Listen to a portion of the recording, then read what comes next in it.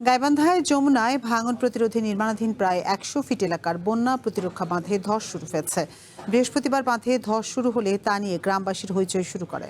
এরপর পানি উন্নয়ন বোর্ডের কর্মকর্তারা সেখানে এসে ভেকু দিয়ে ব্লক ফেলতে থাকেন। এক পর্যায়ে পাউবোর নির্বাহী প্রকৌশলী সহ অন্য কর্মকর্তারা ভুক্তভোগীর তোপের মুখে পড়ে সরে যান।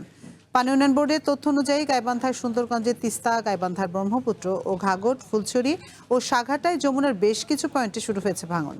বিশেষ করে সাঘাটার গোবিন্দপুর এলাকায় নতুন নির্মাণাধীন প্রতিরক্ষা বাঁধের ব্লকে মাত্র ২০ মিনিটে ১০০ ফিটের বেশি এলাকা ধসে যায়। এলাকাবাসীর অভিযোগ, অর্থ লুটপাট, নিম্নমানের কাজ করায় ভাঙন প্রতিরোধ করা সম্ভব হয়নি।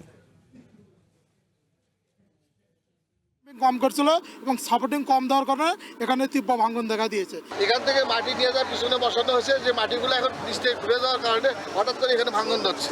মানুষ হতদরিদ্রতে পরিণত হয়ে গেছে, সম্পত্তি সব তো নদীর মধ্যে গেছে। ১০,০০০ লোক পথর ফকির হয়ে যাইব, কোনো ঘর বাড়ি তোলার মতো কোনো পদসর নাই, কই দেওয়া থাকতো। ইতোমধ্যে ভাঙনকে প্রতিহত করা সম্ভব হয়েছে। আর যেন ভাঙন বৃদ্ধি না পায় তার জন্য আমরা কাজ করছি। আমরা